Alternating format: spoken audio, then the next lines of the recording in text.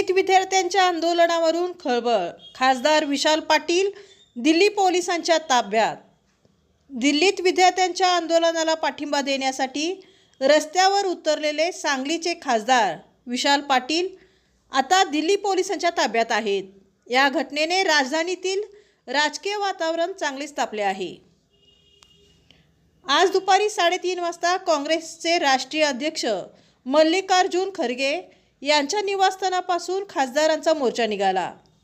पंतप्रधानांच्या निवासस्थानाकडे कूच करत असताना खासदार विशाल पाटील आणि काँग्रेस नेत्या प्रियंका गांधी हे एकत्र मोर्चात सहभागी झाले होते।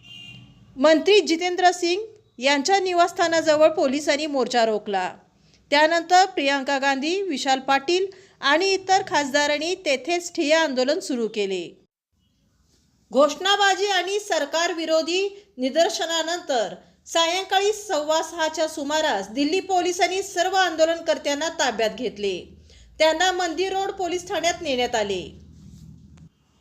या कारवाईनंतर खासदार विशाल पाटील यांनी सरकारवर जोरदार टीका केली।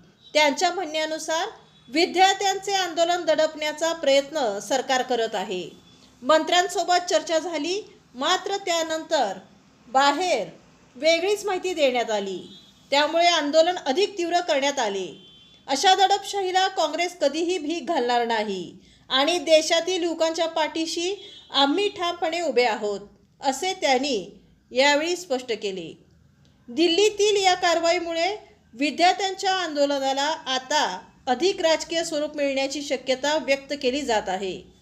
दरम्यान मंदिर रोड पोलीस ठाण्यात खासदार विशाल पाटील यांच्यासह प्रियंका गांधी यांनाही ठेवण्यात आले आहे।